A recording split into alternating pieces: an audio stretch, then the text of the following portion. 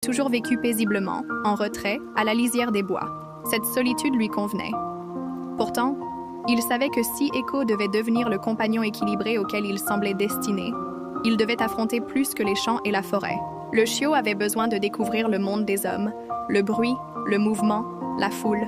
Un matin, Daniel installa Echo dans son camion et prit la route vers la petite ville la plus proche. Pour Echo, c'était un univers totalement nouveau. Dès que la portière s'ouvrit, son museau se remplit d'odeurs inconnues. La senteur du pain frais venant d'une boulangerie, le parfum métallique des voitures, les voix animées de la place du marché. Ses oreilles frémissaient au klaxon d'une voiture. Ses yeux suivaient les passants pressés sur les trottoirs.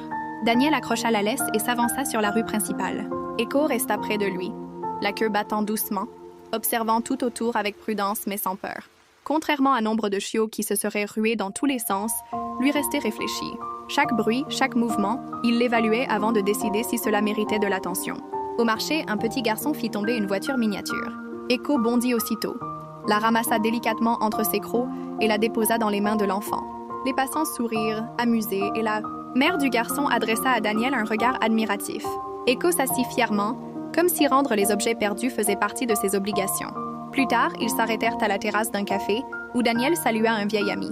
Pendant qu'ils discutaient, Echo s'allongea à ses pieds, mais resta en éveil, surveillant la rue.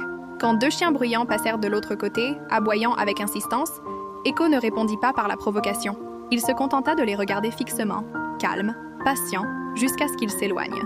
Daniel remarqua ce comportement et gratifia son chiot d'une caresse à l'oreille. « Tu gardes ton calme là où d'autres perdraient de patience. » La matinée en ville fut riche en nouvelles épreuves.